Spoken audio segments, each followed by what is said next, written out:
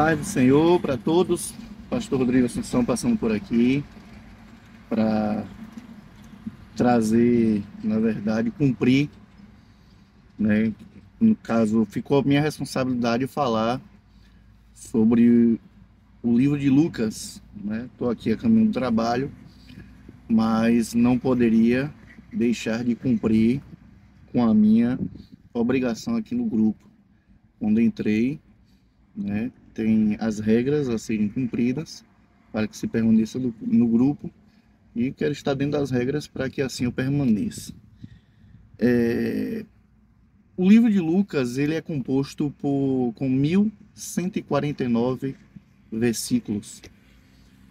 Mas qual é a intenção, né, dessa escrita do Evangelho de Lucas? A intenção é justamente relatar a vida e o ministério de Jesus desde o seu nascimento até a sua ascensão. O Lucas, que é o autor desse livro, ele se preocupou em detalhar, em colocar detalhes acerca do seu nascimento e diversos eventos que aconteceram com Jesus, relacionado a curas, milagres, do seu nascimento, do seu crescimento, de tudo que aconteceu, né, no seu ministério, principalmente, detalhando-se ao máximo tudo aquilo que aconteceu no ministério de Jesus. E Lucas também é uma curiosidade bíblica, talvez para alguns. Lucas, ele foi o companheiro do apóstolo Paulo, né? Lucas, ele acompanhava o apóstolo Paulo em suas viagens missionárias. E Lucas era conhecido por todos que ali estavam como o médico amado, certamente pela sua profissão e da forma em que ele se portava na sua profissão, para chegar ao ponto de ser conhecido como o médico amado. Certamente Lucas, ele tratava as pessoas com uma maneira muito amável, na sua maneira de ser, na sua maneira de viver. E eu penso que assim devemos ser nós, né? Nós devemos ser assim. Nós devemos aprender a tratar as pessoas de uma maneira mais humanizada, de uma maneira mais amável. Nós devemos ser mais amáveis, né? Porque é uma das características de Jesus Cristo. E nós devemos compreender e entender de que, como cristão, esse é o nosso papel. E para finalizar, tem umas curiosidades, falando sobre curiosidade bíblica, existem várias, né? Mas existe um texto que eu já ministrei muito sobre esse texto, que está lá em Lucas, capítulo de número 11, se me foge a memória, o capítulo 15 ou 11, que fala sobre o filho pródigo. Todos nós conhecemos a história do filho pródigo. E a Bíblia ali vai nos dizer, a Bíblia ali vai nos falar sobre dois irmãos. Um deles resolveu pedir parte daquilo que lhe pertencia, da herança que lhe pertencia, para ir desfrutar, né, com tudo aquilo que era seu. E o que eu acho importante, o que me chama a atenção nesse texto, é o fato daquele filho mais novo, né, com o pai ainda em vida, requerer parte da sua herança com o pai ainda em vida.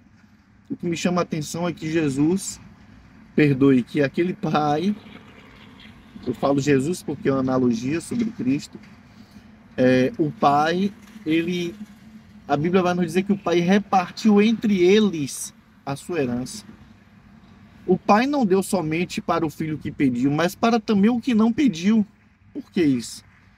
Porque ali está nos mostrando um pai que estava querendo estabelecer um formato de justiça, um senso de justiça. Não era justo dar parte da herança para um e não dar a parte da herança do outro. Então, aqui já há um ponto a nós colocarmos como meditação naquilo que a Bíblia nos traz, naquilo que a Bíblia nos relata, e nos faz refletir o quanto Deus, ele é um Deus de justiça.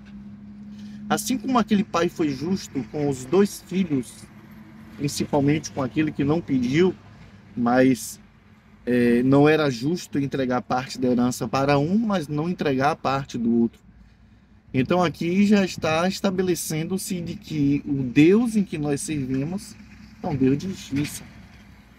E quando a gente vai discorrer nesse texto, a gente vai ver também que é toda aquela história que a gente sabe, que aquele jovem saiu para desfrutar com as meretrizes, né, para gastar tudo quanto o pai tinha colocado nas mãos dele.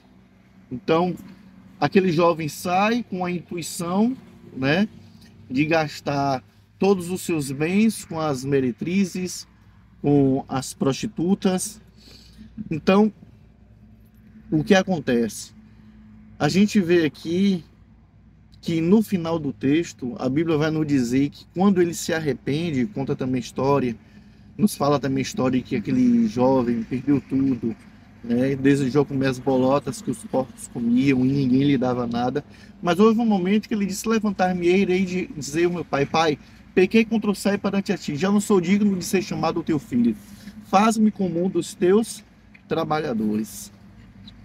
E aquele filho volta para se colocar à disposição para trabalhar na fazenda do seu pai, porque ele tinha consciência de que ele já não tinha mais direito de nada daquilo ali, porque ele já tinha gastado tudo quanto o pai tinha colocado nas suas mãos. Mas quando a gente de repente analisa e olha o texto, a gente vai ver aquele pai recebendo de volta o seu filho de braços abertos, devolvendo para ele um vestido, colocando a anel nas suas mãos e alparca nos seus pés. Você sabia que há um mistério aqui, né? Sobre essas alparcas nos pés. Naquela época, quando alguém cometia alguma situação de desonra, eles levavam aquela pessoa até um determinado local e tiravam a sandália dos seus pés como um ato simbólico. E a partir daquele dia em diante, aquela pessoa ficaria conhecida como o descalçado, ou seja, aquele que desonrou. E quando o pai coloca novamente a sandália nos pés do filho, era ali o próprio pai dizendo: não lhe recebo como escravo, mas eu devolvo para você a honra que você perdeu. Eu recebo você de volta como filho. E é isso que Jesus ele tem para nós, quando nós nos dispomos a nos arrependermos de todos os nossos pecados, as nossas falhas, os nossos erros, e de nos entregar verdadeiramente a Jesus. Pode ter certeza que ele está disposto a nos receber de braços abertos e nos receber como filhos. Espero que esta palavra fique guardada no seu coração. Espero que assim eu tenha atendido o objetivo, né, e o propósito aqui do grupo. Perdoe o vídeo um pouco longo, mas essa é a mensagem que eu queria trazer a cada um de vocês. Que Deus abençoe a todos.